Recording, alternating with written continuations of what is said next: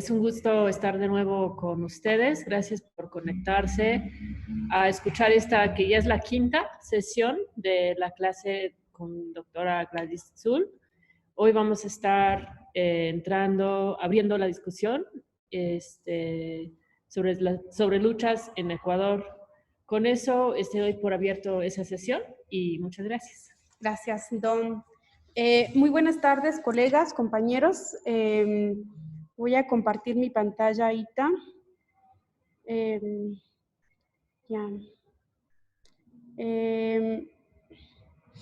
día de hoy vamos a discutir o vamos a presentar las reflexiones a partir de la lectura de los 3 documentos que llegó al correo de ustedes. Bueno, algunos de esos ya tienen bastante tiempo de estar. Son 3 documentos. El documento de Luis Marcas, que se llama El levantamiento indígena visto desde sus protagonistas. Él fue presidente de la CONAIE y entonces en este documento escribe su reflexión y su análisis de lo que fue el levantamiento indígena. Luego tenemos también un particular documento que yo escogí porque creo que puede generar muchísima discusión, es el papel de los militares o la visión de los militares en el levantamiento indígena, escrito por Richelieu Le Boyer, y también la postura del profesor, un famoso historiador ecuatoriano, Jorge León, que también escribe un texto que nos da los antecedentes sobre la sociedad ecuatoriana. Sin antes comenzar, pues yo quisiera de nuevo agradecer a las compañeras, a Raquel, a Noel, a Don, a Ita, que hacen parte de este esfuerzo organizativo, formativo que gestionamos desde Puebla en colaboración con el Seminario de Entramados Comunales y Formas de lo Político, adscrito al doctorado en Sociología. La Fundación Andrómeda y el Instituto AMAC de Guatemala es una coordinación triple, digamos, que hace posible la infraestructura para este seminario de formación.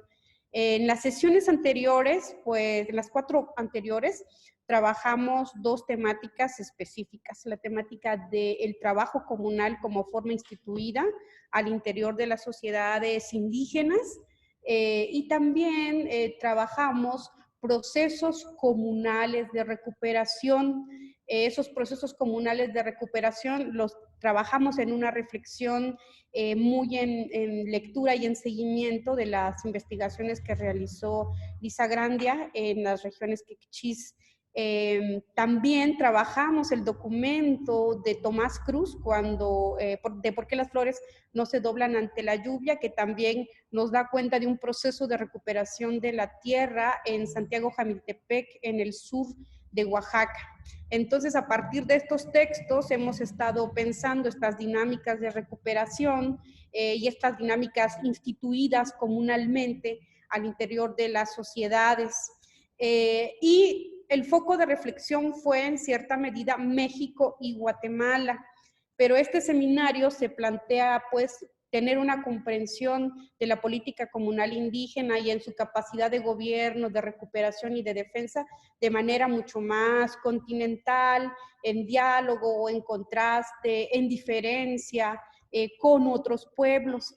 Entonces decidimos escoger el pueblo ecuatoriano. Hay, digamos, las luchas de los pueblos brasileños al interior de la Amazonía o también de los pueblos bolivianos, de los mismos pueblos centroamericanos, pero este seminario decide hacer este contraste entre los Andes y Mesoamérica, que en realidad cuando yo lo estaba trabajando hoy en la mañana me acuerdo que tiene varios antecedentes. Uno de ellos son las jornadas andino-mesoamericanas, que llegó a su 3ª edición y que se organizó el primero aquí en México hace ya varios años, uno en Bolivia y uno tercero aquí en México, que nos permitía pues contrastar las luchas y las estructuras comunales de Bolivia, de Perú, de Ecuador, de las regiones mapuches. Entonces creo que este es un seguimiento y un contraste a este proceso de formación, de investigación y también de modalidad de congreso. No fue como un encuentro, un congreso que permitió pues una comprensión contrastada Y creo que en lo que se refiere a estudios comunales o estudios indígenas, es preciso tener este tipo de distinciones, sobre todo porque las luchas comunales van a seguir teniendo la fuerza, el despliegue, según el Estado, según el enemigo, según el tipo de formación hacendataria contra la cual se están enfrentando. Vamos a notar por qué fue posible en las regiones quechí, como lo estudiamos la semana pasada, esta capacidad de estructura en movimiento, estructura comunal en movimiento, de trabajadores quechís dentro de las fincas que se escapan al sistema de trabajo forzado y van fundando sus propias comunidades en las regiones que hoy día conocemos como quechís. Lisa Grandía decía que eso ha significado que se haya triplicado la cantidad de territorio. Y eso hay que leerlo como una lógica de recuperación. Estamos analizando procesos de recuperación colectiva que sucedieron en el siglo pasado, igual que en el levantamiento indígena del Ecuador. Entonces quería poner eso en contraste. Reitero, porque es un seminario de formación que está acompañado de estas lecturas. Entonces también le pedí a Vero, nuestra compañera asistente que también toma este curso, que enviara una hoja de trabajo con algunas cuestiones que podrían orientar la lectura, la discusión en esta sesión. Y lo interesante me parece a mí de esta sesión, que me entusiasmaba mucho, era pues que salíamos de la región mesoamericana, mexicana, guatemalteca, y nos permite ver con distancia y con cercanía también lo que sucede en un territorio que comparte estructuras históricas parecidas, pero al mismo tiempo que se han tenido que enfrentar a otro tipo de estructuras, y por lo tanto eso lo va moldeando. Así que esta vez solo leímos a Jorge León, a el colega Luis Macas y a Le Boyer. Sin embargo, yo voy a traer algunos puntos que salieron posteriormente a esta reflexión. Esto es un texto escrito posteriormente al levantamiento indígena del 90 y que continuó en el 92. Pero este año, en julio, comunidades indígenas hicieron una recopilación a 30 años de levantamiento indígena. Es un texto que también está editado por Avia Yala, por la misma casa editora, y se llama Así encendimos la mecha, 30 años de levantamiento indígena del Ecuador, una historia permanente. Entonces voy a traer algunos datos de los colegas que participaron, algunos más jóvenes, otros ya en procesos de dirigencia, y sobre todo mujeres, desde Nina Pacari hasta Blanca Chancoso, y luego más mujeres mucho más jóvenes que estuvieron en otras regiones que participaron y que apoyaron el levantamiento. También este texto, que vamos a mandarlo, vamos a cambiar un poco la bibliografía para la siguiente semana, lo vamos a alimentar con esta. Hay también dos visiones propuestas, si ustedes pudieron notar en los documentos, tanto Jorge León como Luis Macas y el militar están siempre contrastando las dos visiones, la diferencia del despliegue de la lucha en la sierra y el despliegue de la lucha en la Amazonía, y en qué radicó esa diferencia. Este texto que compiló Flores Milo Simbaña, un colega que participó y que fue parte de la CONAIE por mucho tiempo, lograron construir un documento donde hablara Amparam Caraz, que era uno de los dirigentes de la Federación Shuar, que es mencionado en el documento de Jorge León. Entonces, con esa rápida introducción, quisiera también hacer esta recapitulación para saber dónde estamos parados y paradas en este momento, después de haber pasado estas 4 sesiones. Lo primero es que con las 4 sesiones anteriores hemos reflexionado sobre los tiempos y las instituciones de la política comunal indígena.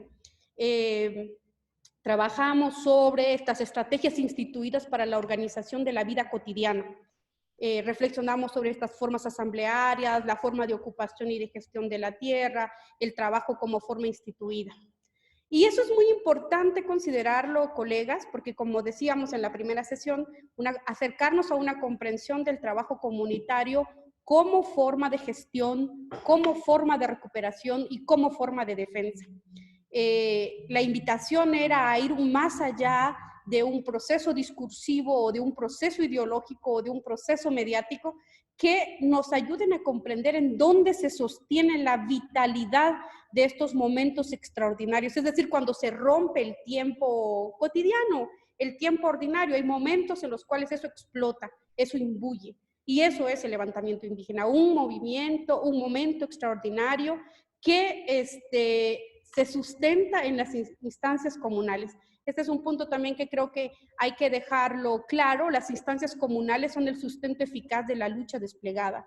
Esa lucha desplegada, esa capacidad de tomar el país 6, 7, 8 días en consecutivo hasta llegar a los 20 días, se sustentan en estas instancias comunales, se sustentan también en un orden del tiempo, en una organización de tareas, en una construcción de lógica organizativa y comunicativa. Entonces, estas instancias comunales que hemos venido reflexionando, estas formas político-familiares que logran desplegarse, como decía en su texto Lisa Grandía, como nota ella que no son individuos migrando a buscar tierra, sino son familias, estructuras familiares que logran instalarse y que luego después van generando cordones de comunicación o cordones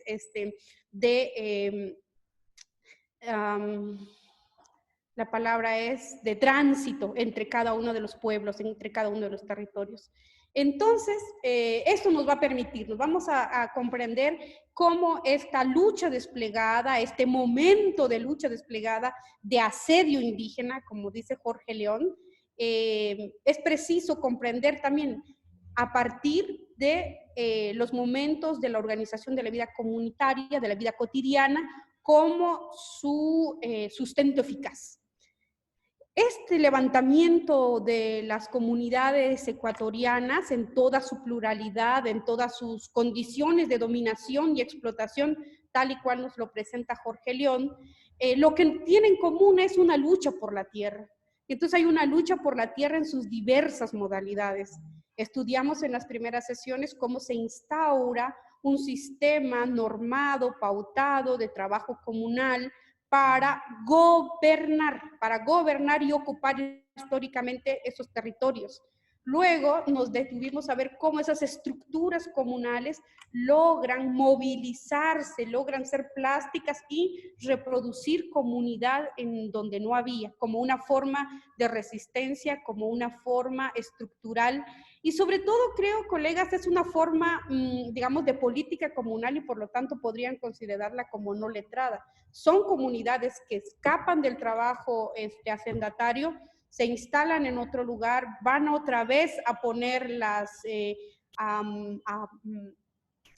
trabajar la tierra para prepararla, para sembrar el maíz, para poder actualizar, para hacer todo, para hacer fértil la tierra. Y en ese sentido es un proceso comunal de recuperación, es un proceso comunal de movimiento. Pero eso es una manera de lucha por la tierra, es una manera de expandir, de recuperación de hecho de la tierra. Pero también están estas lógicas de asedio, como lo dice Jorge León, estos asedios indígenas, estos asedios comunales, la capacidad que tiene también lo comunal indígena, no solo de defender, no solo de resistir, sino de asediar. Y los documentos muestran cómo en el 90 se desarrollaron varios eventos de asedio, varios eventos y momentos de tomas de haciendas en la región de la sierra, fundamentalmente en la región de la sierra y en algunas regiones de la costa. Fíjense que cuando yo comencé a investigar un poco el Ecuador, yo hice un poco de investigación sobre el Ecuador, para mí la pregunta, siendo pues de un pueblo como Quiché, como en Totonicapán, pero también con la experiencia histórica indígena, y me imagino que también los colegas mexicanas, se podrían hacer esa misma pregunta, ¿cómo se logra esta capacidad de movimentación, de asediar, cuando en Mesoamérica también se intentan hacer estos procesos de asedio, se han realizado, se han desplegado, pero la respuesta ha sido la masacre y el genocidio. O sea, las masacres y el genocidio es denominador común en las regiones de Mesoamérica, también en Perú, también en la región del Gualmapu, que hace que no aparezca el genocidio como manera de respuesta del Estado. Y no es que el Estado sea, digamos, más democrático, menos democrático. Por definición hay una confrontación y un antagonismo entre comunidad y Estado.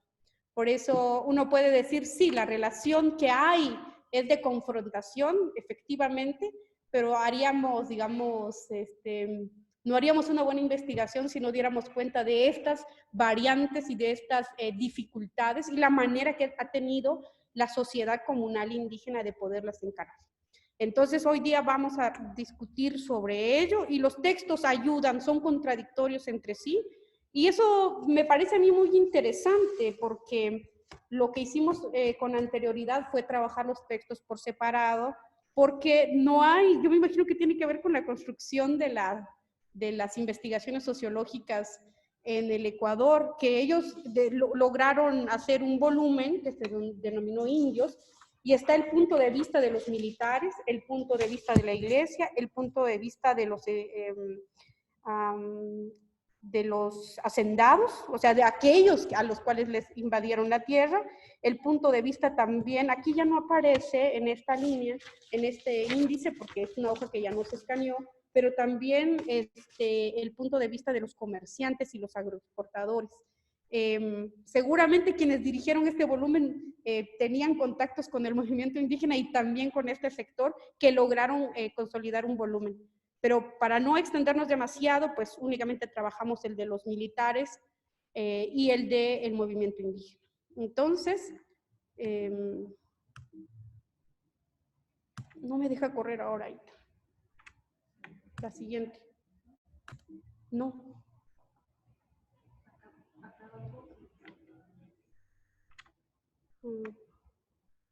Sí.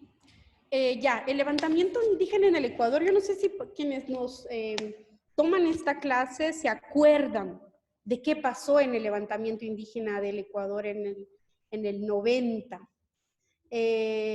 Muchos eran seguramente demasiado jóvenes y tal vez algunos no habían nacido, pero fue un acontecimiento importante en las luchas continentales, en las luchas indígenas. Primero porque es un levantamiento que dura más de un mes. Es un levantamiento que va a durar por más de un mes, que se va a sostener y que va a tener algunos muertos, no van a tener varios muertos. Yo creo que eso era lo sorprendente para nosotros como mesoamericanos.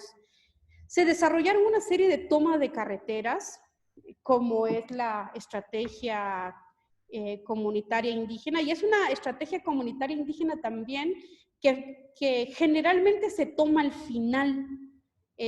Los periodistas, los mismos o personas que opinan y construyen artículos de opinión o reportajes sobre las luchas indígenas, han considerado ya con muy poca investigación y con tintes bastante racistas, que la única manera de hacer política de las comunidades indígenas es la toma de carretera.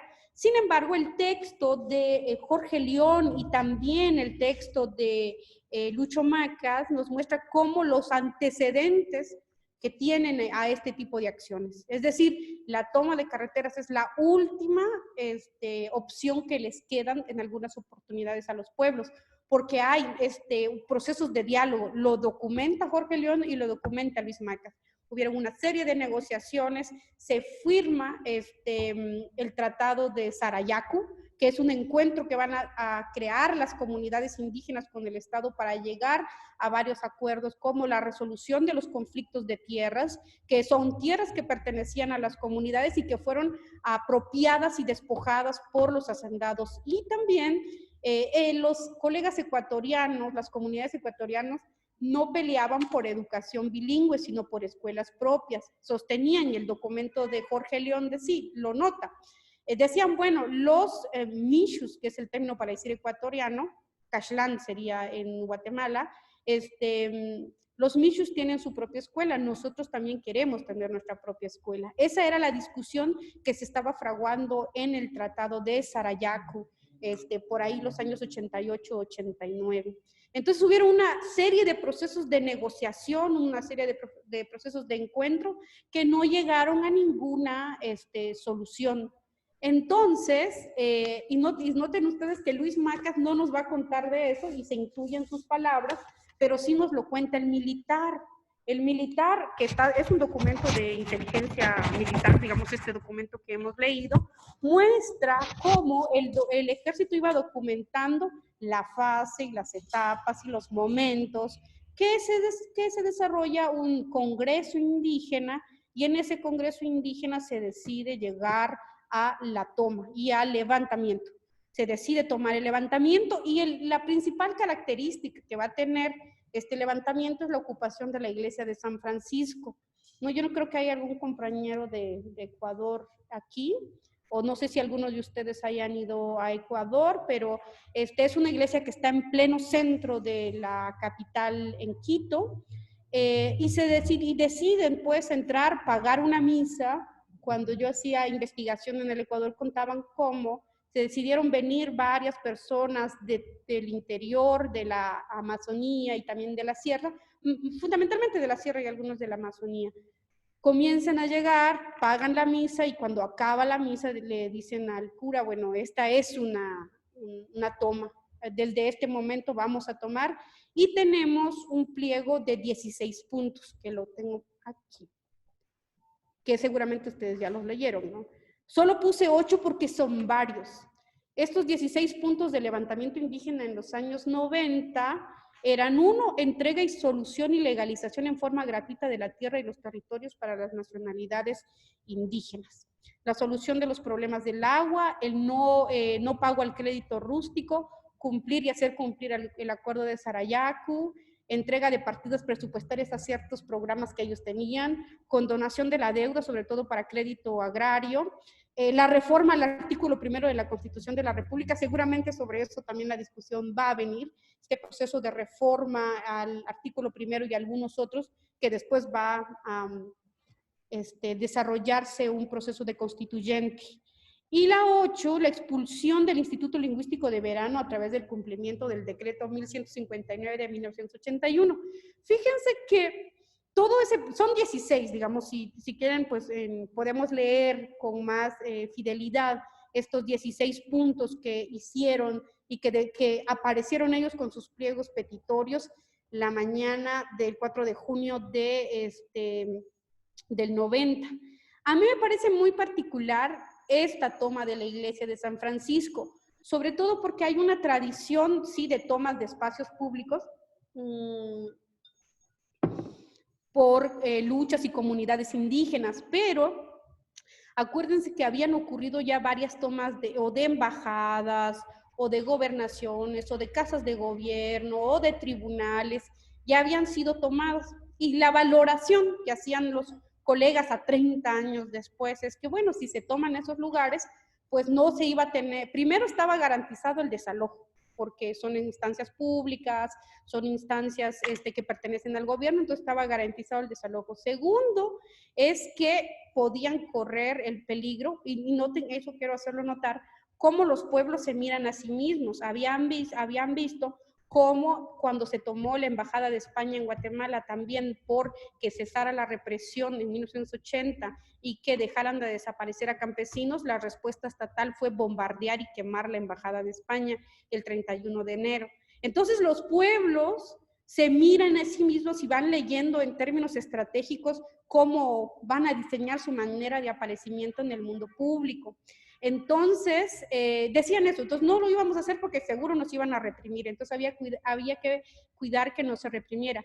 Y tercero, decía, eso era muy novedoso, porque si se toma una iglesia es mucho más novedoso que decir, bueno, otra vez ya se volvió a tomar la gobernación o la casa de gobierno. Y eso también, decían ellos, garantizaba una forma de comunicación con los demás compañeros de las otras comunidades. Estaban esperando el momento, decían, estaban esperando el momento de si ya había comenzado o no había comenzado. Habían ya desarrollado su congreso en mayo de 1990 y estaban esperando el momento en el cual se iba a dar inicio. Entonces, este momento de la toma de la iglesia de San Francisco, yo creo que hay que leerlo como una lógica de asedio indígena, una forma de asedio con estos 13 puntos, pero que finalmente al cual le daban demasiado, dos le daban con mucha vehemencia, tanto en los medios como en los discursos, y que al mismo tiempo, en tanto se solucionara la legalización y la lucha por la tierra de forma gratuita, decían, es decir, esa legalización en forma gratuita. Habían 690 conflictos de tierra que estaban en la IERAC. La IERAC es el Instituto Ecuatoriano de la Reforma Agraria y Colonización. Entonces, los comunitarios, igual que en la región Quechí, estos comunitarios en la región ecuatoriana, también estaban llevando sus procesos de regulación y de tenencia de tierra en una instancia estatal, pero como vimos en el texto de Grandía, el sistema jurídico legal está diseñado justamente para no garantizar los procesos de legalización de las tierras. Entonces, todos esos conflictos, estos 690 conflictos, se aglutinaron en una comisión que también lo hace notar Macas y Jorge León. Cómo se van a constituir las organizaciones de primero, de segundo y de tercer nivel. El texto de Jorge León lo nota muy bien. Cómo estas de primer nivel son las que van a tener interacción en la capital, pero luego van a tener una especie de efecto cascada, recuperando esta información para poder negociar de mejor manera, poder presionar para negociar de mejor manera estos procesos de legalización y de formas de tierras.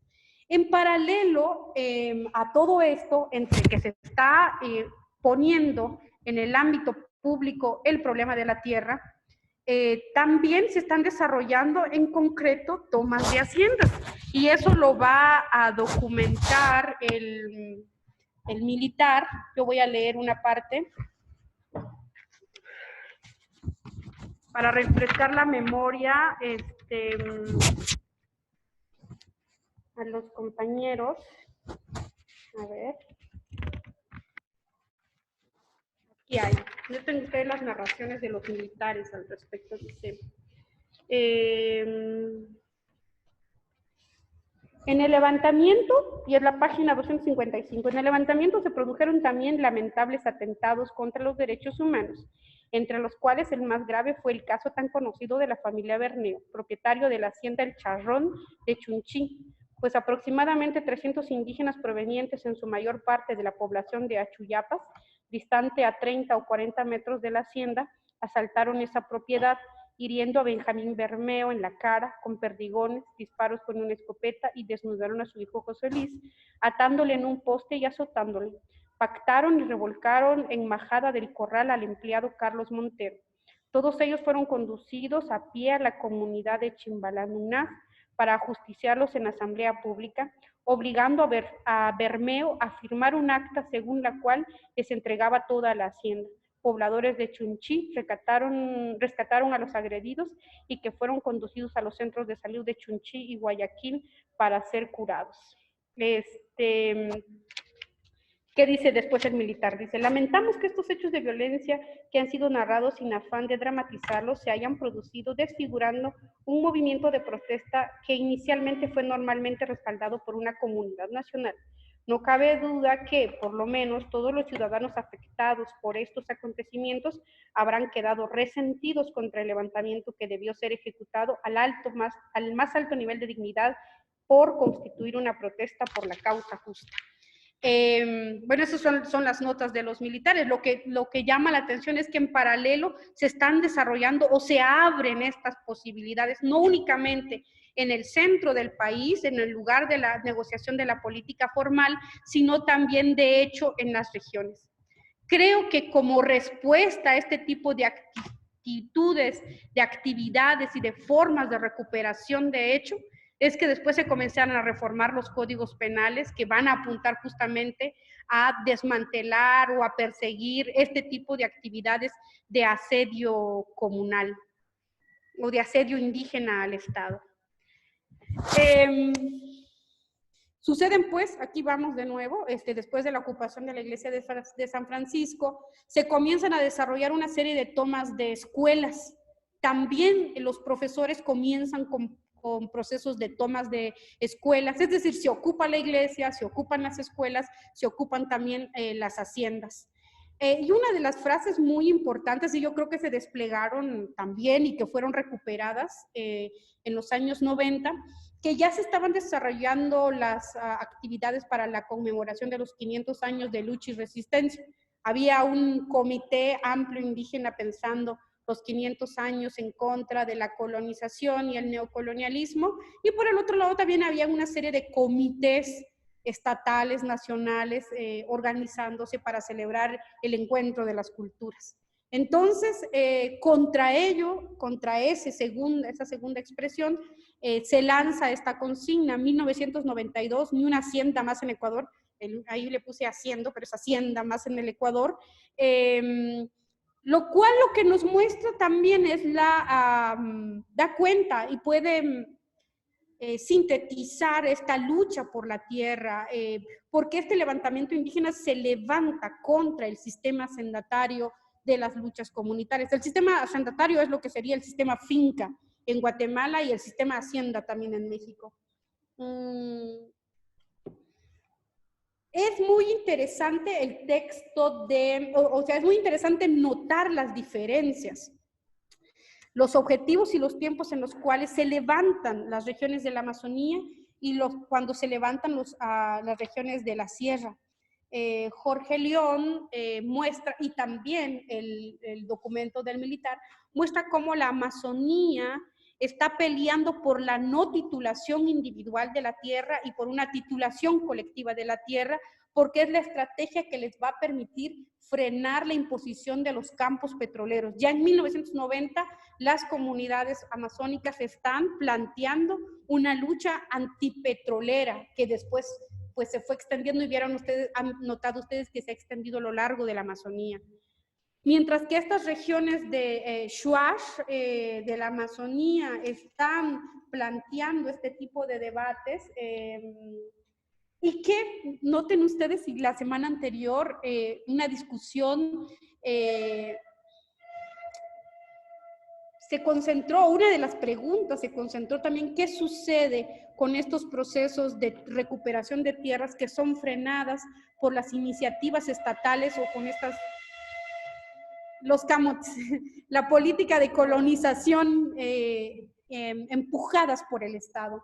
Eso nos lo presenta Jorge León como la organización Shuar, que va a aparecer como una manera de enfrentar estos procesos de colonización. Él dice, la amenaza mayor de la Amazonía eran los procesos de colonización, es decir, este proceso que desarrollan en Guatemala en el Instituto Nacional de Transformación Agraria, el INTA, que comienza a entregar tierra a las comunidades para que se asentaran y para que ocuparan esa tierra, pero es una tierra que ya estaba siendo ocupada por las comunidades Shuar. Entonces se crean ahí una serie de confrontaciones instauradas y empujadas por el Estado. Entonces estas regiones comunales en Shuar desarrollan iniciativas por el proceso de reconocimiento colectivo y de reconocimiento comunal de la tierra. Esto ya es antes, en los años de 1960. Ellos ya están planteando esta lógica de reconocimiento colectivo como una defensa ante el Estado y como una defensa ante la titulación individual. Por eso van a aparecer los Shuar con esta demanda por reconocimiento colectivo y contra las petroleras, mientras que las regiones del Chimborazo, el Cotopaxi, Tungurahua, van a aparecer con dinámicas de reconocimiento de propiedad ya de por sí recuperada, pero que estaba queriendo ser despojada en ese momento. Todo esto, dice Luis Macas, hace que él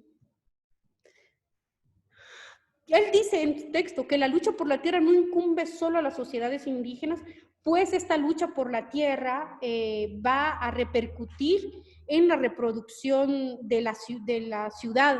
Es decir, hay una serie de elementos producidos, alimentos producidos desde los pueblos y las comunidades que van a subvencionar y que van a poner y facilitar la vida en la ciudad. Y Jorge León también se detiene mucho a pensar cómo y por qué, de qué manera logra desarrollarse un proceso multitudinario. Creo que eso hace parte de las preguntas legítimas de los historiadores no indígenas o de los politólogos no indígenas, y es muy serio en discutir y presentar cómo hay una lógica de producción de la decisión, esta estructuración de comunidades de primero, segundo y tercer nivel, que después se articulan en la CONAIE y con las otras organizaciones, las organizaciones de la Amazonía y las organizaciones de la Sierra, estaban construidos a partir de una producción de la decisión y un proceso de consenso, dice, él no usa el término decisión, pero para nuestros saberes y para nuestros ámbitos investigativos, lo nombramos como producción de la decisión. 30 años más tarde, Nina Pacari rebota, critica algunas de las interpretaciones de Jorge León, porque Jorge León es un historiador y pues va a citar algunas épocas, algunos momentos de la organización indígena, y ella dice, bueno, esto es un proceso a largo plazo, un proceso de largo plazo que prestó algunos nombres para aparecer y para nacer a la vida jurídica. Pues porque este tipo de organizaciones de primer y de segundo nivel tuvieron que nacer en el ámbito jurídico. Sin embargo, bueno, y así lo presenta Jorge León, pero Nina le responde y dice, es que es un proceso de larga duración, es un proyecto político histórico que ha tenido que prestar nombres para poder ir apareciendo. Así va a comprender ella estas lógicas sindicales, cooperativistas y organizativas que fueron prestando nombre a estas históricas estructuras comunales indígenas que luego, digamos, lograron empujar esta lucha por la recuperación de las tierras. Dice, bueno, y en los artículos posteriores y en las elaboraciones posteriores, estos procesos de regulación y de recuperación de la tierra, estos 690 conflictos, fueron solucionados con una mesa de negociación, y como dice Jorge León, pues ya no es posible, decía él en ese tiempo, no es posible producir respuestas dadivosas. No es posible construir respuestas dadivosas a un gran movimiento y a un gran levantamiento. Y la reflexión de Luis Macas sostiene que los indígenas, dicen, habían corrido un paso, un nivel en la historia y aparecían como parte constitutiva de la sociedad, poniendo en el centro que la lucha por la tierra no incumbe únicamente a las sociedades indígenas, sino que incumbe a todos aquellos que se alimentan de la tierra y que toman el agua que vienen de estas tierras comunales. Bueno, yo voy a dejar hasta ahí, creo que ahora me extendí de más, entonces no sé, voy a parar aquí. Quizás podamos hacer un par de adecuaciones en la siguiente parte, pero la semana siguiente vamos a leer también el artículo de Nina Pacari al cual estoy refiriéndome y un texto que escribió Flores Milo Simbaña, que entrevista a Blanca Chancoso y le pregunta cómo se organizó, por qué dijeron que iba a tener que ser ese día. En términos históricos y en términos políticos me parece que puede alumbrar y notar este protagonismo comunitario de mujeres y de niños en el sostenimiento de este proceso de levantamiento. Y creo que está muy fresco el recuerdo del levantamiento que va a cumplir un año recién ahora en octubre, que es una especie de reclamo y de actualización. De hecho, la introducción de este libro dice, bueno, cuando se creía ya que el movimiento indígena estaba perdido, cooptado, el movimiento indígena ecuatoriano ya estaba perdido, cooptado, aparece y resurge el levantamiento indígena de octubre del 2019, lo cual muestra no solo un cambio en términos de la constitución de la sociedad a 30 años después, dónde están las luchas indígenas comunitarias en este momento, y qué sucede en una sociedad que logra declarar un Estado plurinacional y que 20 años después se da cuenta que asuntos tan fundamentales como los de la tierra o el extractivismo pues no han frenado. Entonces, con esas dificultades se presenta este libro que estoy refiriendo, que analiza los 30 años de levantamiento. Bueno, hasta ahí me quedo. Yo les doy espacio a las moderadoras.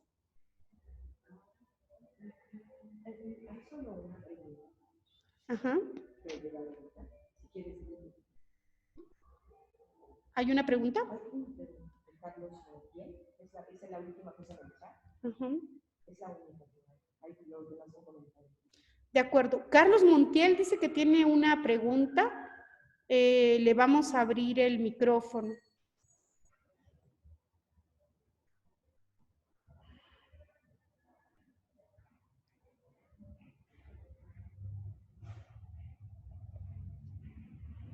Hola, buenas tardes. Hola. Quisiera saber, doctora, si usted considera que las luchas indígenas en estas formas que usted ha expresado tienen relación también con o acompañan la lucha por la autonomía y la reafirmación de esta autonomía de las comunidades. Esa sería mi cuestión. Ya, ¿y de dónde es usted? De Michoacán, soy purépecha. Ah, ok. Yo creo que traspasan. Lo que pasa es que la discusión por la autonomía sí hace parte de, digamos, no solo de una corriente teórica, que pues ha tenido mucha presencia e importancia en los debates indígenas. Y creo que sí, creo que aporta y más bien traspasa. Hay un más allá de estas lógicas autonómicas, pues porque lo que se mira es una capacidad de despliegue, de ocupación y de interrupción de la política liberal por un momento, pero también por una definición de las luchas comunitarias en lo que más les importa y les incumbe, la legalización de las tierras que de hecho ya se tenían, como dice Armando Muyolema, un colega investigador también quichua, decía, bueno, de hecho nosotros ya teníamos las tierras, de hecho ya teníamos nuestra educación, lo único que sucedió es que se legalizó y que en ese proceso de legalización y de reconocimiento, la opinión y las investigaciones de Muyolema es que en realidad se dio margen a que el Estado decidiera sobre aquello que antes no decidía. Entonces ahí hay una doble cara sobre estos procesos de legalización. Entonces, para responder a su pregunta tenía que dar este contexto. Creo que efectivamente hay un proceso autonómico de hecho, un proceso de construcción de autonomía política, pero sobre todo lo que hay, me parece, es una lógica de expresión de gobierno, de una capacidad de gobernar aquello que tiene, gobernar sus tierras, gobernar las escuelas, gobernar el tipo de educación que quiere. Esta es una discusión que ha habido sobre la autonomía, pues que ha atravesado sobre todo en México. Existieron una serie de discusiones, de corrientes teóricas que sirvieron para pensar las luchas indígenas en el marco de la autonomía. Sin embargo, ¿qué tal si le ponemos otra palabra, digamos, un par que se esté viendo entre gobierno y autonomía, la capacidad de gobernar y ahí ir produciendo ámbitos de autonomía, sobre todo para cuidarnos de no utilizar un término de autonomía como forma cerrada, y forma cerrada que finalmente no se logra sostener en la vida concreta y en la vida cotidiana. Eso podría yo responder a lo suyo, pero también podría ser una lectura de formas autonómicas, de formas de autonomía o de ámbitos de autonomía.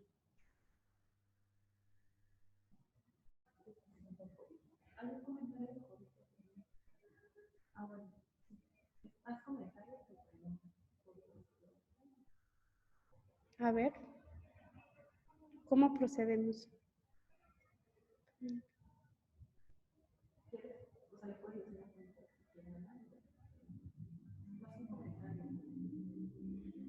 Hay un comentario. Les damos, también Liliana, no sé, hay varios comentarios.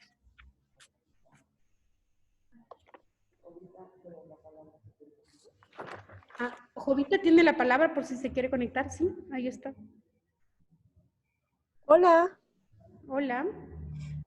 Yo lo que quería preguntar es, digamos, leyendo o viendo la visión desde lo que dice Luis Macas, es importante pensar, creo que él en su momento cuando era presidente de la CONAIE, pues tenía también una visión más de las comunidades, no sé cómo le llaman, del Alto o de la Sierra. Y actualmente el último presidente de la CONAIE era un presidente que venía de la Amazonía. Entonces, mi pregunta era cómo estas diferencias en la negociación o en los diálogos que se dieron en el levantamiento por el tema de la tierra, porque es muy distinto el contexto de la situación de la tierra por la hacienda y demás en el Alto, en la Sierra, y la situación de la Amazonía. Digamos, son acuerdos diferentes o cómo se pensó esas negociaciones, porque son contextos muy distintos. Sí, de acuerdo.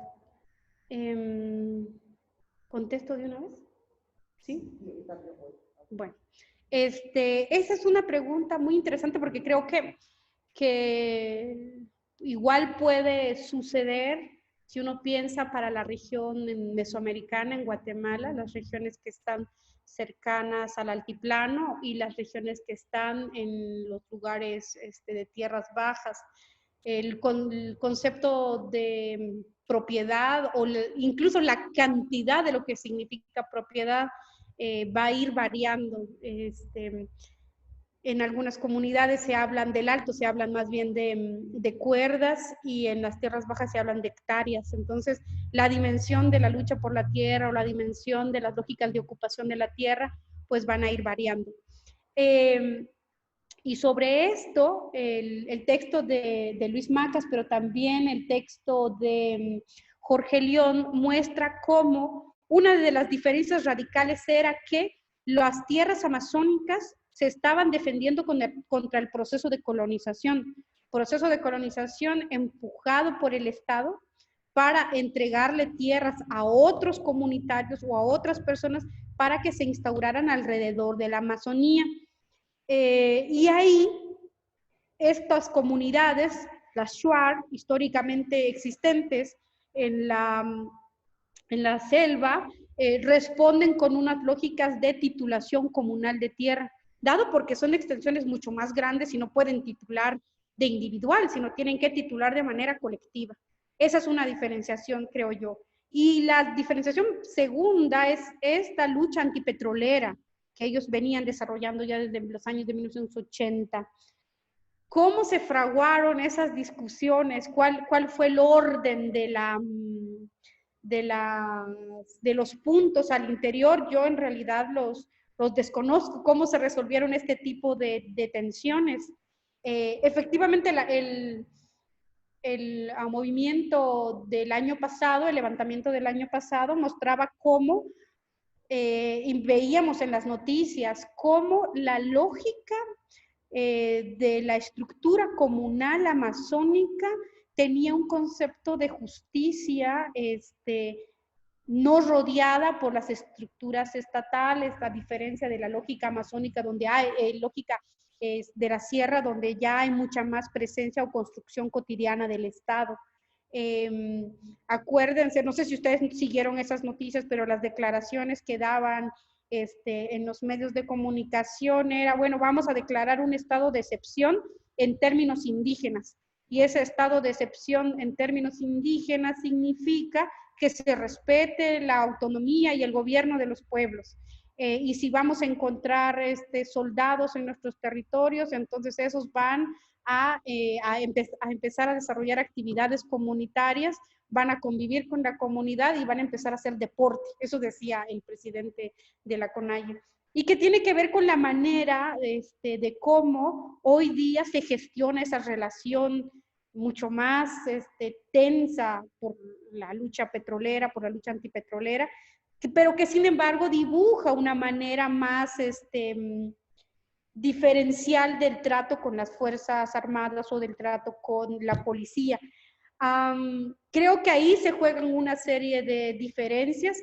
Cuando uno leía sobre estas formas de estado de excepción que se declaraba en términos amazónicos o en términos indígenas, claramente no podía sostenerse, o probablemente no se sostenía con la misma fuerza en las regiones de la Amazonía que en las regiones de la Sierra.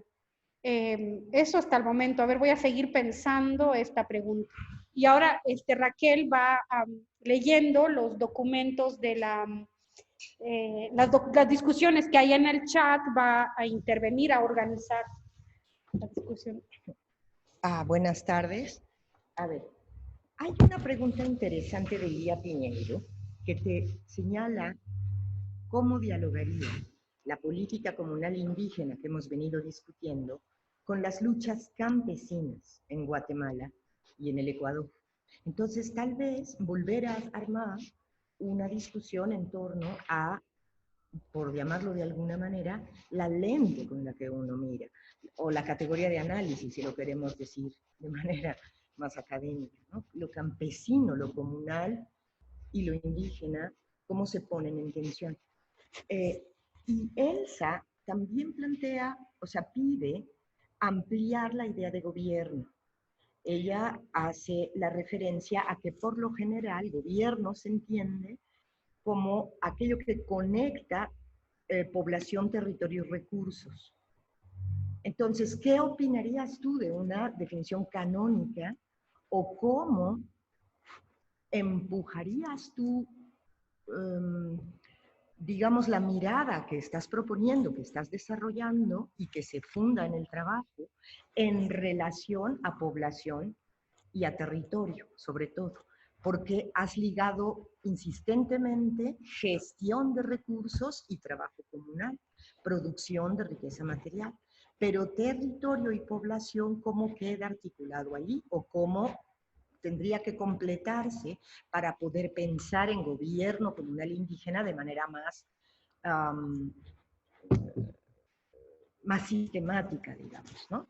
Y después Dalia pregunta acerca del Instituto Lingüístico de Verano, porque ella encuentra que en Chiapas también ha habido una experiencia de tener allí al Instituto Lingüístico de Verano como promotor del protestantismo y como generador de una gran cantidad de divisiones y fracturas al interior de las propias comunidades.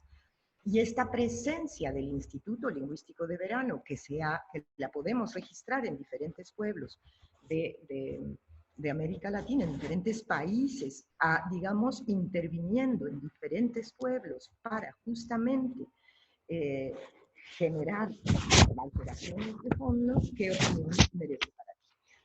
Vale, muy bien.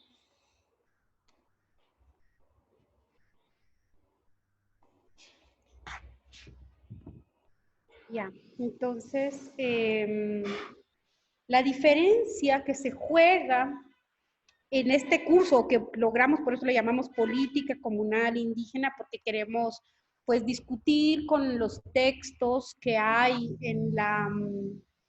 que se ha producido sobre estas lógicas de luchas comunales o pensar la política desde una clave comunal.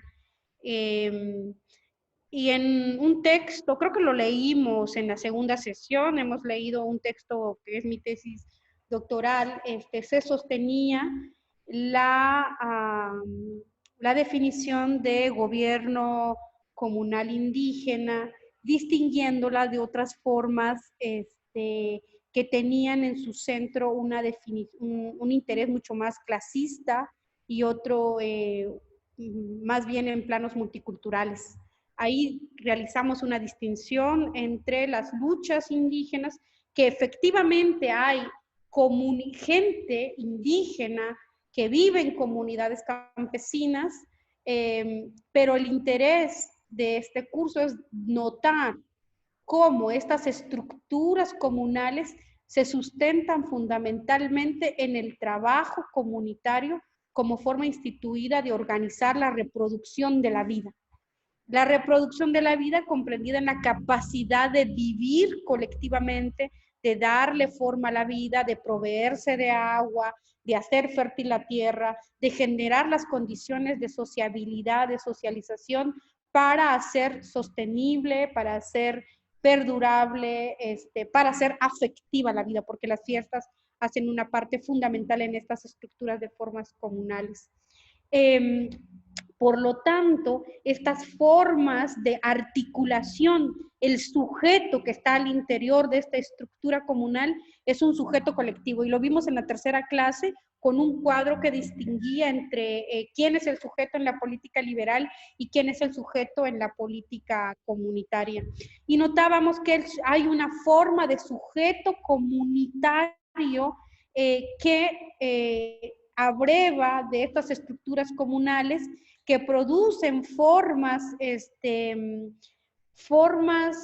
sociabilidad, pero formas también de producir la decisión sobre aquello que les incumbe, qué se hace con el agua, qué se hace con la tierra, qué se hace con los recursos, cómo se cuida el bosque, cómo se cuida el cementerio, cómo se cuidan los temazcales, cómo se cuidan los pozos en otros lugares.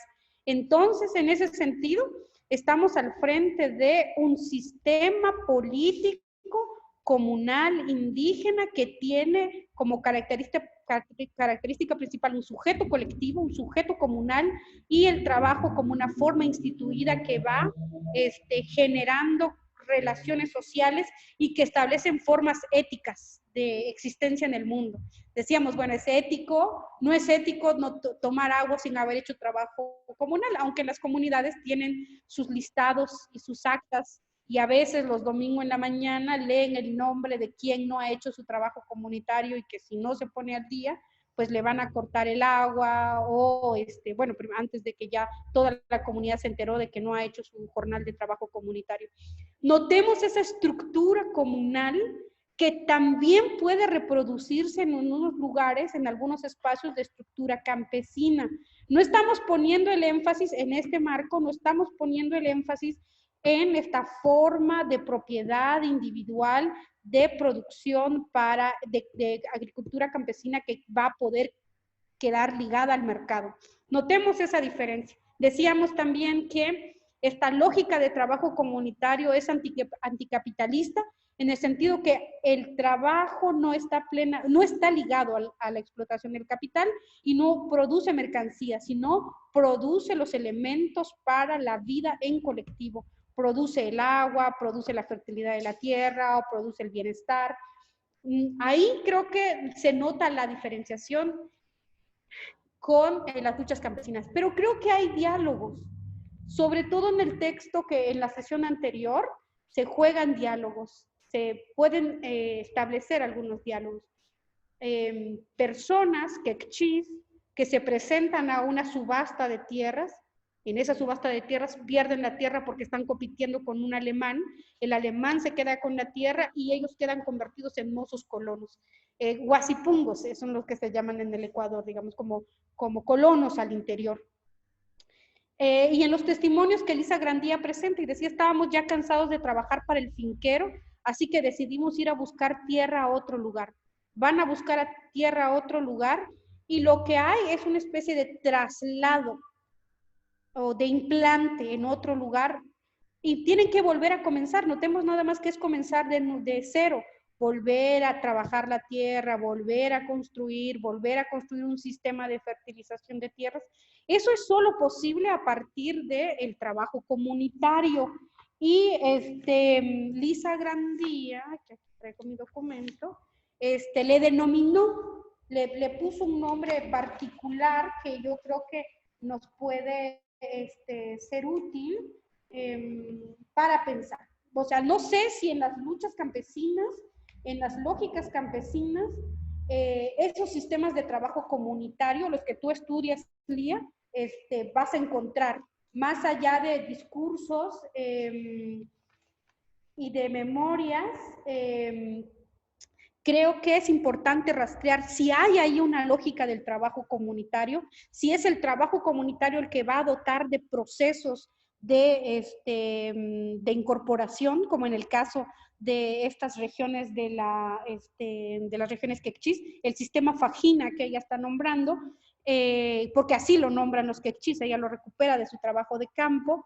Es decir, cuando alguien va a llegar de nuevo a las comunidades, lo entrevistan, le preguntan si está dispuesto a hacer trabajo comunitario, está dispuesto a trabajar en la construcción de elementos para el bien comunitario, si está dispuesto también a sociabilizar en términos del trabajo en otro nuevo lugar a donde está llegando. Entonces creo que hay más que inaugurar ya una especie de diálogo o decir que así pasa, hacerse esas preguntas, ¿cómo se instituye o cómo se garantiza el bien común en comunidades campesinas?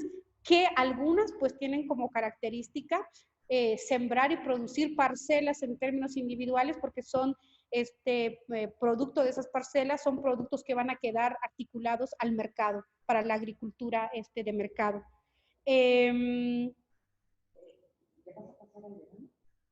No, todavía no, porque me hacen aquí una pregunta si voy a pasar a la siguiente. Bueno, está bien. Vamos a darle la palabra, dado que Lía ha presentado la pregunta, le vamos a dar la palabra. Lía, te van a dar la palabra ahora.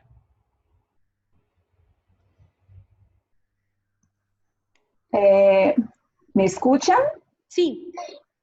Hola Gladys, un gusto estar acá con ustedes en el curso. Saludos a todas y todos. Justamente preguntaba por qué acá en Brasil ha sido muy presente la lucha por la tierra por parte no solo del movimiento indígena que trabaja ya con la lógica del territorio, sino también por el movimiento campesino. Desde los 60 del siglo pasado, el movimiento campesino ha utilizado una estrategia de recuperación de tierras a partir de la ocupación de los grandes latifundios.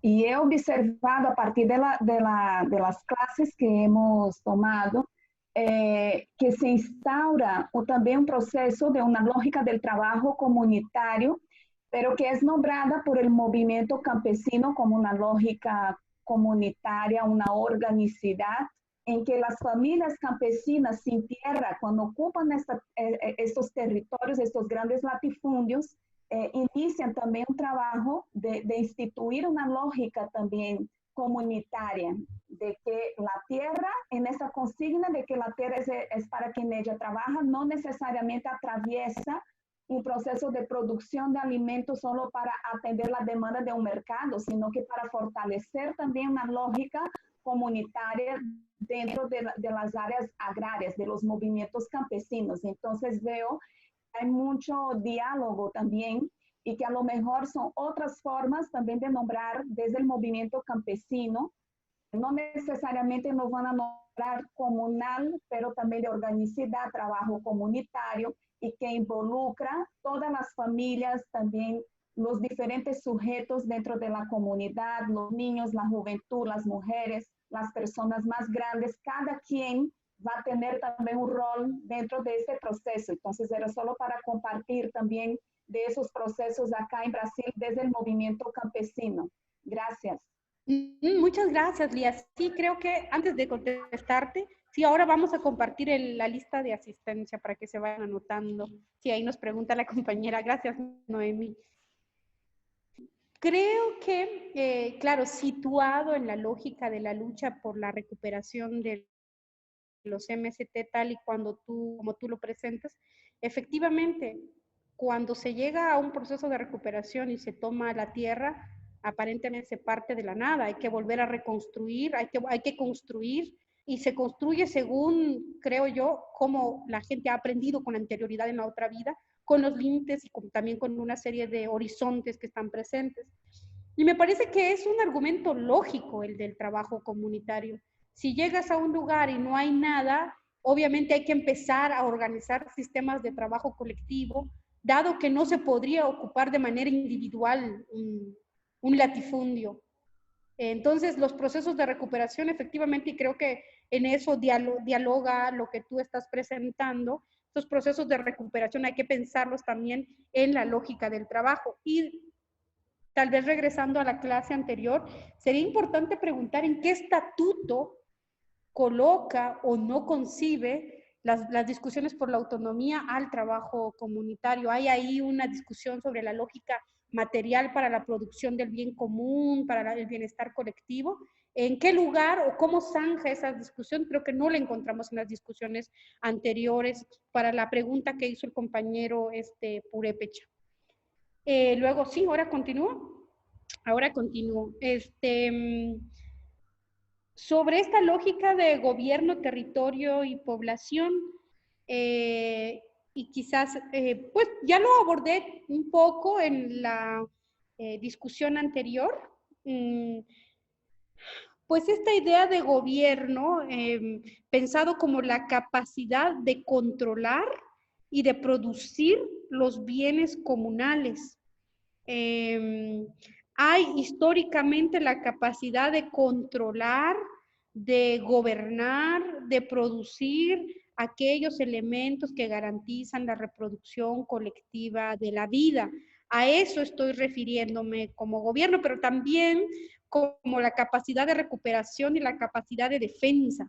Creo que al interior y las investigaciones que hemos realizado nota cómo estas estructuras comunales de gobierno que tienen un sistema de trabajo comunitario pautado, un sistema para nombrar y producir autoridad y generar la rotación de estas formas de autoridad, dado que estas formas de autoridad también se van convirtiendo en un elemento pedagógico de la vida política, también está ligado a esta lógica de gobierno, no únicamente a pensar de manera abstracta a la población y los recursos, sino a una producción de relaciones sociales que habilitan una lógica y una relación social colectiva, habilitan también una forma ética de existencia en el mundo, en tanto el trabajo comunitario va a aparecer. También, aunque esa discusión en las reuniones de evaluación que hemos tenido aquí con las colegas, se va a seguir amplificando, pero hay en estas formas de gobierno comunal una producción de riqueza concreta, a eso le estamos llamando, riqueza concreta a la producción de la fertilidad del suelo, al cuidado de los bosques, que es lo que hace que se pueda disponer de la vida cotidiana sin estar plenamente ligada al mercado. Es decir, estas lógicas y estructuras comunales no pagan arriendo en sus propias tierras y de ahí se despliega una forma de riqueza concreta, se toma un agua no contaminada y eso también genera y se puede entender como formas de riqueza concreta. Y al mismo tiempo, esta riqueza concreta es producida y habilitada por una serie de relaciones sociales a partir del trabajo comunitario. Pensamos que estas lógicas de trabajo comunitario son anticapitalistas, en tanto no producen mercancías para el mercado, y que también despliegan una lógica antipatriarcal en tanto y en cuanto el trabajo comunal va a desarrollar un horizonte de igualación concreta, no de igualación abstracta, de igualación concreta, en tanto hombres, mujeres y niños trabajan y producen el bien común y por lo tanto las formas de interpelación, de discusión y de producir la decisión se tensan a partir de estas lógicas de trabajo comunitario. Es un argumento que va a seguir siendo desarrollado y está en construcción, pero no quiero dejar de enunciarlo. Luego, sobre el Instituto Lingüístico de Verano, fíjese que fue muy radical para Dalia que pregunta, justamente porque el Instituto Lingüístico de Verano comenzaron un proceso de traducción de las Biblias a los idiomas indígenas. Son ellos los que van a comenzar este proceso de traducción a los idiomas indígenas y por lo tanto habilitaba un horizonte o habilitaba más condiciones para la evangelización. Pero fíjense que en estos procesos que narra el militar, cuando dicen, bueno, se ocuparon este tipo de estas haciendas en tales lugares, cuando uno habla con las personas que hoy día viven en esas comunidades, decían lo siguiente, decían, cuando entramos a las comunidades, cuando las comunidades lograron asediar a las haciendas, entraron todos, entraron pues las familias, llevaron a sus animales, y lo primero que hicieron fue fundar una escuela.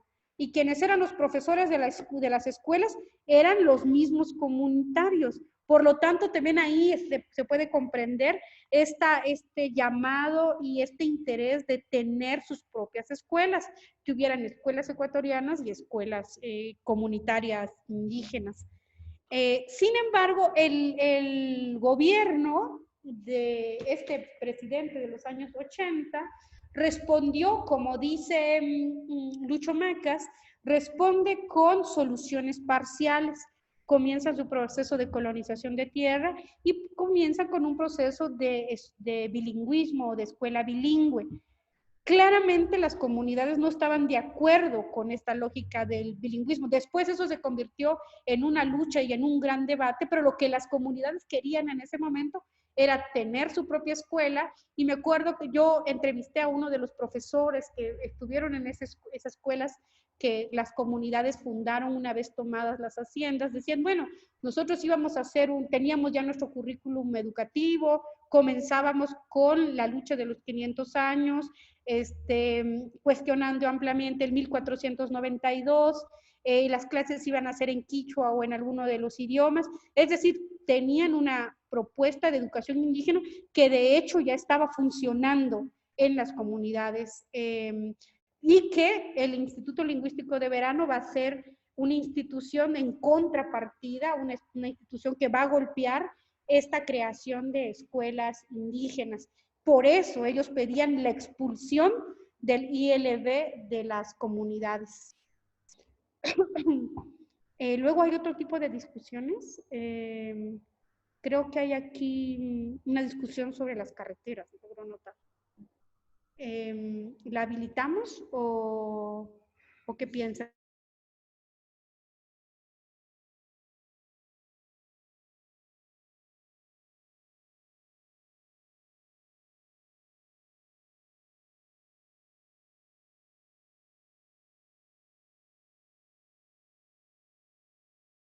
Le vamos a dar la palabra a Carlos Montiel, porque me mencionan aquí en cuanto se fue el audio esta discusión de la toma de carreteras.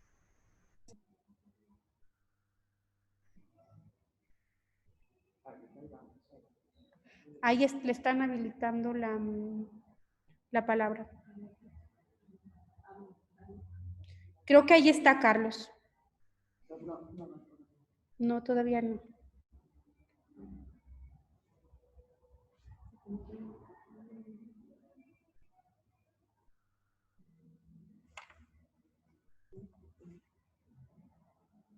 No le permite, dice.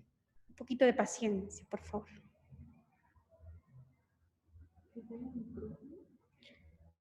Pues ya habló. Ahí está. Sí. Gracias. Bueno, solo comentaba sobre la afirmación que usted hacía respecto de que la toma de carreteras como último recurso, que así se ha documentado, y me llama la atención si eso tiene que ver también con la afectación que podría tener la comunidad. Acá es constante que, pues incluso se haga una asamblea para determinar si es que se toma la carretera o no. Es como una decisión también así de último, digamos, hasta el final se deja eso, ¿no? Ya es una cuestión porque implica el enfrentamiento con el Estado e implica también pensar que la comunidad se va a quedar sin algunos recursos. Por ejemplo, que dejen de surtir las tiendas, que dejen de entrar proveedores, cosas así. Entonces, no sé si es por ahí o el tema de que sea el último recurso, si se ha pensado porque este territorio que además mencionaba yo es parte de la comunidad, porque atraviesan generalmente la comunidad las carreteras estatales, pero también es una parte que bueno, pues que se apropia el Estado y que está ahí un poco en esa dualidad, ¿no? Ese es más bien mi comentario y un poco la postura. Gracias. De acuerdo, muy bien. Se me dicen aquí también las colegas que Dalia Guzmán, si quiere tomar la palabra. Y para Juan Molina, sí, ya la lista ya está colocada en el chat.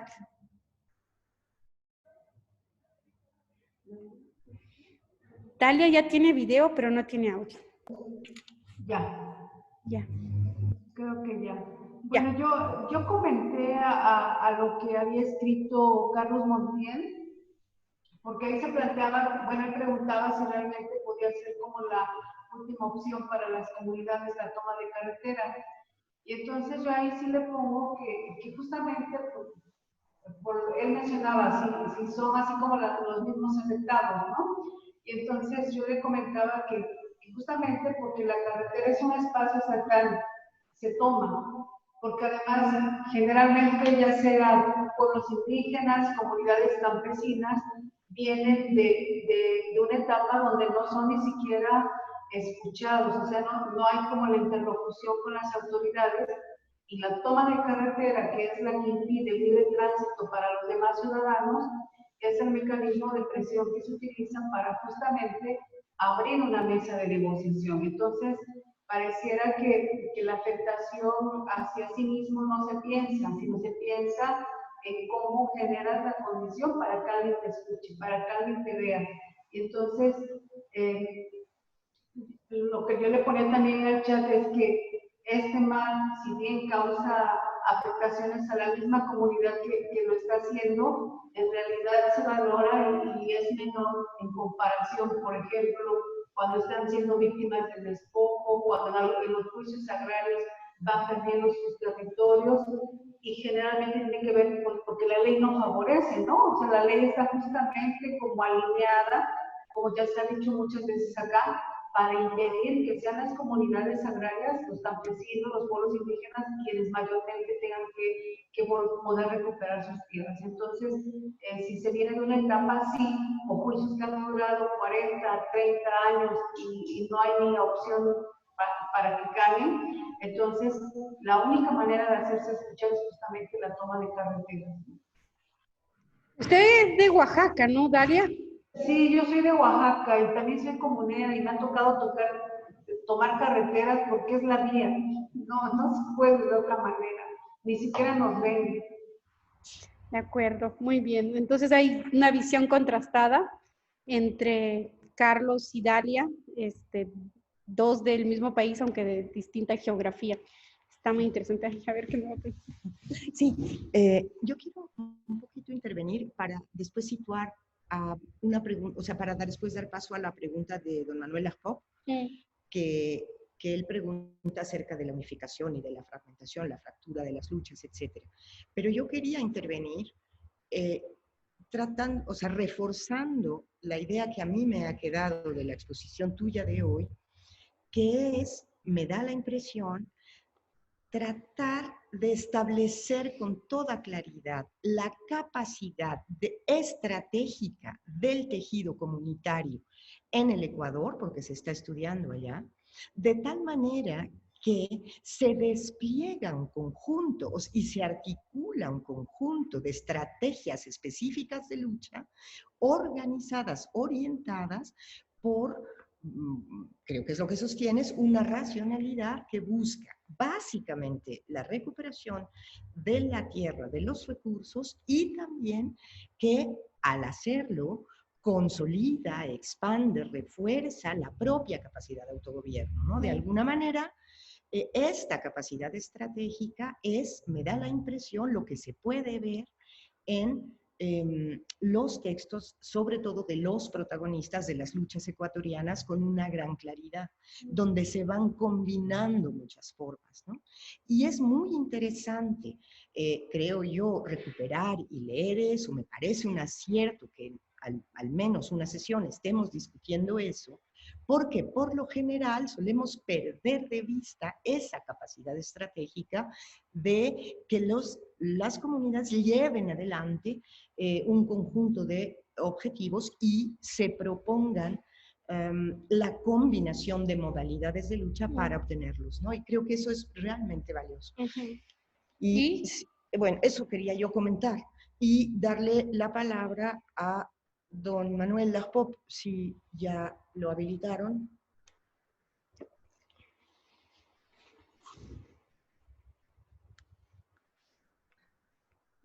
Buenas tardes, no sé si me escuchan. Sí, don Manuel, ya le escuché. Bueno, una de las preguntas que yo hacía es que con los documentos y con lo que explicaba doctora, entiendo de que estas luchas son, no sé cómo llamarlo, ¿verdad?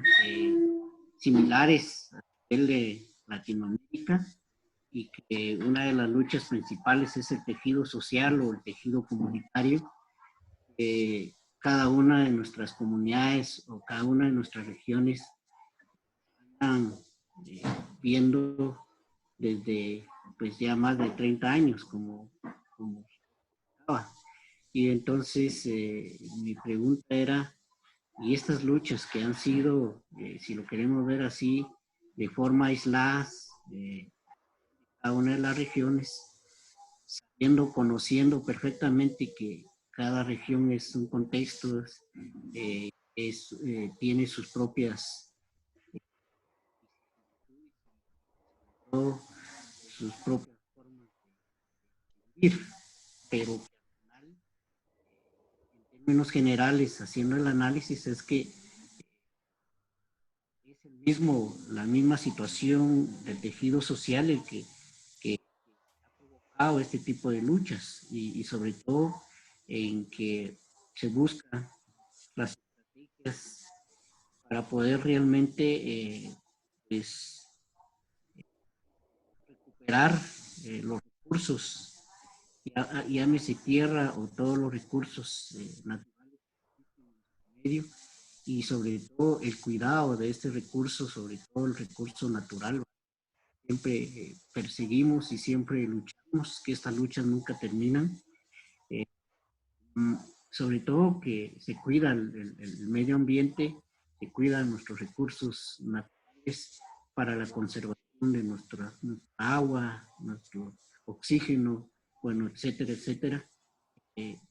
¿No habrá alguna forma o no se ha pensado desde el estudio que se está haciendo y lo que tú nos explicas, cómo unificar esfuerzos y que todas estas regiones de la pueden unir y realmente poder establecer pues estrategias de lucha y de tener claro realmente y sobre todo el perseguir de las comunidades, independientemente de todo lo que ya se habla de todo eso que hay, pero pueda hacer algo, no sé, que permite, esos son sueños, ¿verdad? Se vale soñar y se vale, digamos, que se busquen alternativas. Bueno, lo que pasa es que nosotros hemos aprendido mucho a siempre ser analíticos, pero aparte de ser analíticos también pues, ser positivos y ver toda esta problemática, cómo ir buscándole otras estrategias para poder. Muchas gracias, don Manuel. Don Manuel y yo somos del mismo pueblo y él ya hizo su servicio como presidente de recursos, ¿no? O de guardián de títulos. No me acuerdo muy bien el puesto que ocupó don Manuel Aspop, entonces, pues es, digamos, una voz de un protagonista también de esta lucha y de esta vida comunitaria en tiempos cotidianos y en tiempos extraordinarios. Yo creo, don Manuel, en primera es que estamos leyendo, digamos, un momento, cómo pensaron este momento de los años 90, había muchísimo auge también, y había mucho auge de luchas indígenas. Estaban, pues 4 años después van a aparecer los zapatistas, pero en varios lugares hay, pues, una serie de movimientos comunitarios, de luchas indígenas. También hay muchas iniciativas de celebrar de manera conmemorativa, crítica, los 500 años en Honduras. Por ejemplo, el pueblo lenca estuvo derribando estatuas de Cristóbal Colón, lo que hoy día está ocurriendo en algunas ciudades de Estados Unidos o de Europa, ya ha pasado en varios lugares, y bueno, el que recién pasó ahora en el Cauca. Cuando yo estaba leyendo sobre historia hondureña, me encontraba cómo los pueblos lencas comenzaron un proceso de estar derribando las estatuas de Cristóbal Colón y también de los colonizadores. Es decir, había un auge y un momento también, con la gran diferencia, y por eso me interesaba que se leyera este documento de uno de los protagonistas, que era uno de los militares que estaban en el servicio en ese momento. ¿Qué es lo que sucede? Y la gran diferencia, y que por eso hay una singularidad de esta lucha comunitaria en el Ecuador, es que el ejército no reprimió como sí ha reprimido. Pues en el 4 de octubre, que ya se van a cumplir ahorita apenas unos cuantos años, cuando las comunidades se opusieron a la reforma constitucional y por los asuntos de las altas tasas de la electricidad, los militares y los policías masacraron ahí en Alaska. Bueno, para los de Guatemala hubo una masacre en nuestro pueblo. Entonces, la respuesta de un genocida y violenta contra las luchas comunitarias es algo con lo cual no nos vamos a encontrar aquí.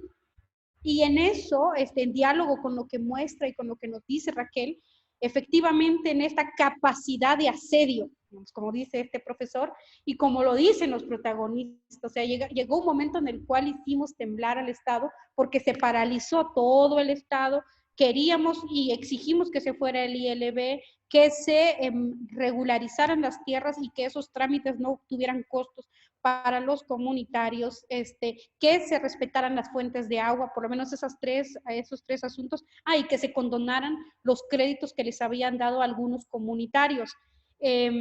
Son 4 puntos que, si ustedes pueden ver desde distintos bloques, van asediando y van interrumpiendo la lógica del capital. Y que combina esta serie de estrategias, digamos, de leer, como mencionaba Raquel, de leer en términos de memoria histórica qué pasó en el despliegue de las luchas comunitarias en Guatemala, en México, en Perú. Ellos decían que veían Perú y Guatemala cómo habían masacrado, reprimido, violado a las mujeres en las comunidades. ¿Cómo íbamos a cuidar de ellos? ¿Cómo se tenía que cuidar de eso, de que no pasaran, de que no hicieran lo que sucede con nosotros? Pues teníamos que buscar un lugar que llamara la atención y que no fuera fácil la represión. Y ese lugar era la iglesia. Entonces, ahí efectivamente hay un pensamiento estratégico que está también presente dentro de todas las comunidades, pero que finalmente el contexto, la construcción de las élites van a jugar un papel importante en la definición de la capacidad de despliegue de la lucha comunitaria indígena.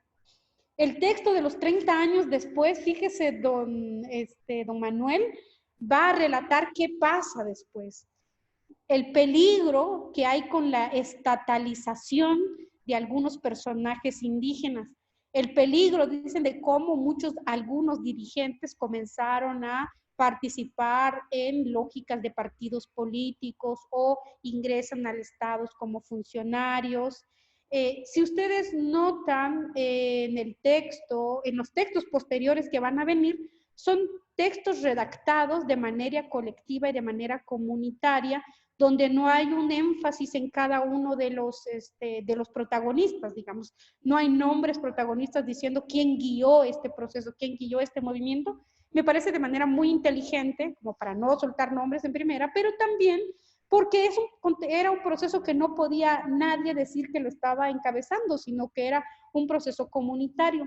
Y la CONAIE, a diferencia de 48 cantones que a cada año se va rotando, y en Sololá a cada 2 años, en otros lados a cada 3 o a cada 4, la CONAIE tiene un proceso de 4 años.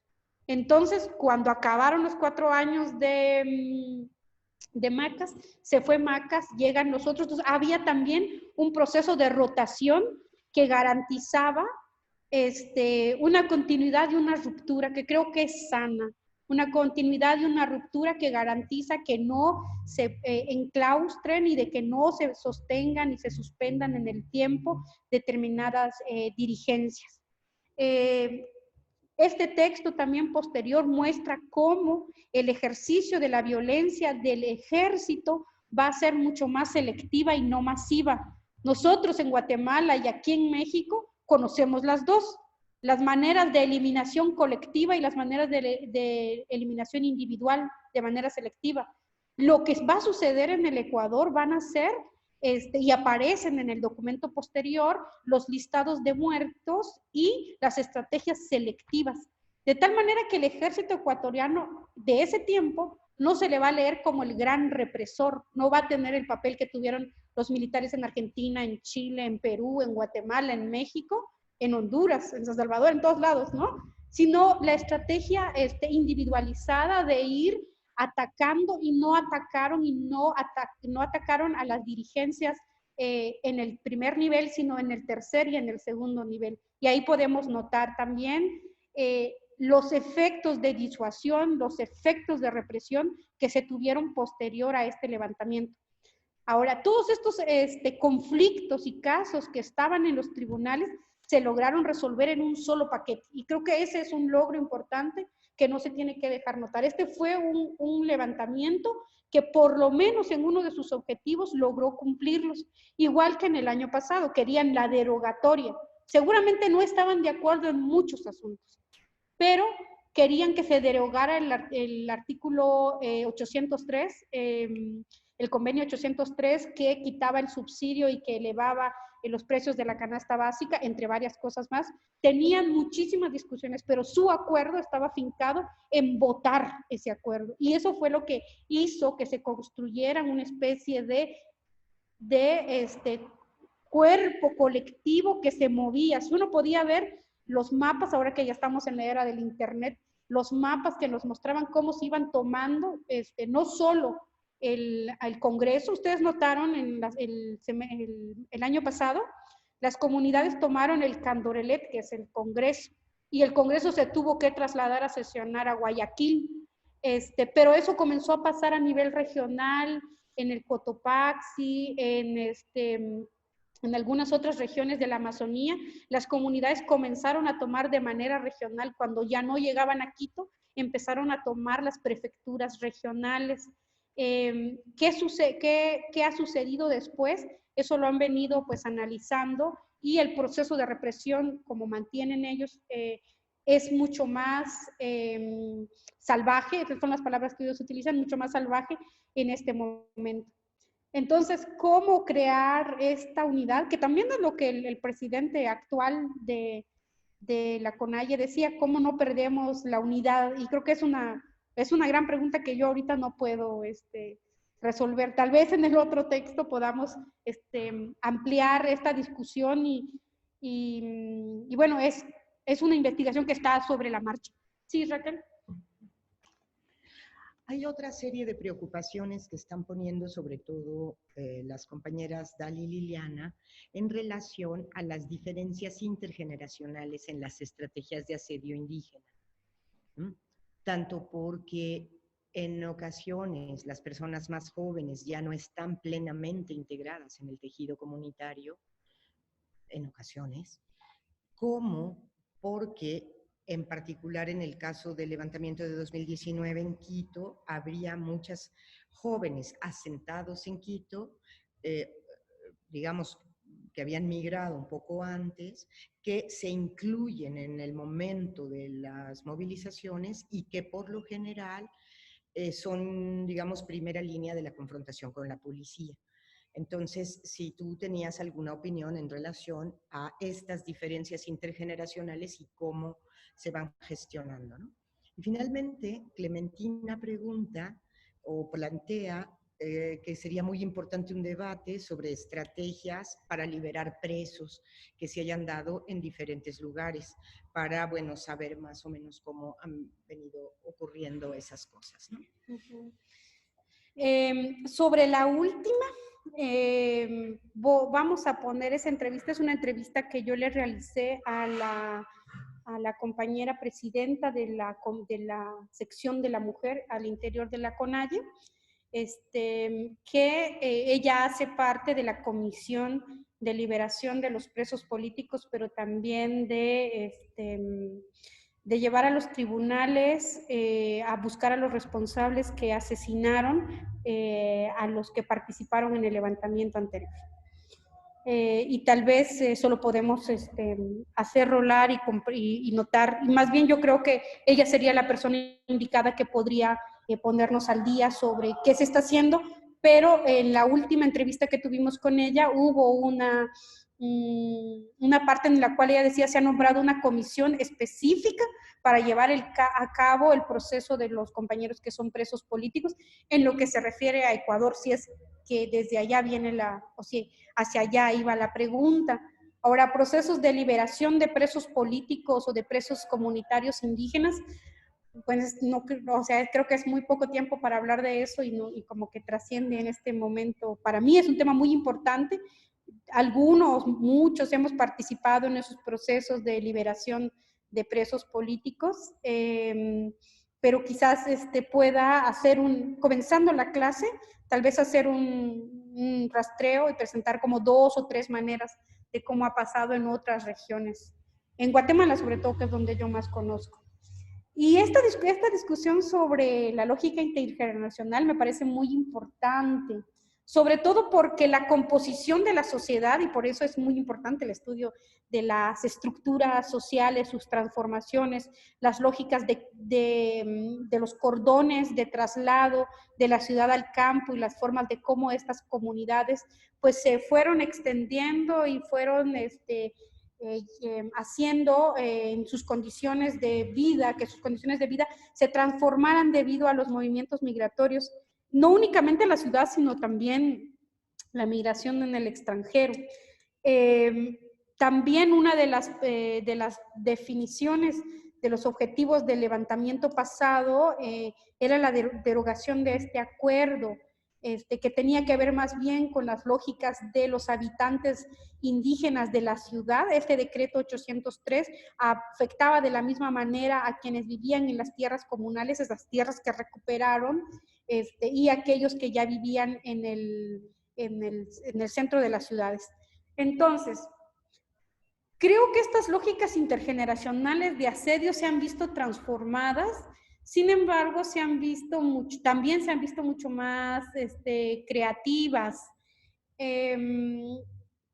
De por sí la música fue en los años de los 90, cuando yo vivía en Ecuador en el 2014, siempre íbamos a los eventos y siempre cantaban las canciones que inventaron cuando tomaron la hacienda. Y digamos, uno iba variando, iba bajando de comunidades y de pueblos, y había mucho música, había un movimiento musical campesino, comunitario hecho, y que recopilaba las memorias de las tomas de las haciendas.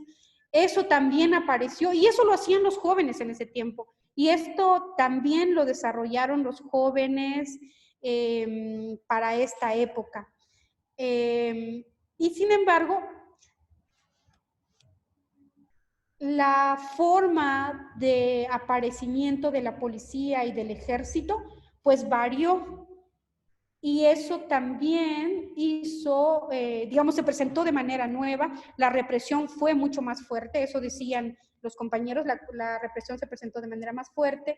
Pero ¿dónde estaban los jóvenes en este momento de asedio? Porque, digamos, sí podrían estar al frente de la lógica, de la lucha con los policías, pero también eran ellos junto con las mujeres los que se encargaban de hacer la comida, de repartir la comida, de cuidar la limpieza. Me acuerdo que en algunos de los reportajes que sacaban, efectivamente Leonidas Issa, alguien aquí puso el nuevo libro de Leonidas Issa, que creo que todavía no está circulando en la red, pero Leonidas Issa, que es un personaje relativamente joven, aparecía organizando las brigadas de limpieza para recoger la basura.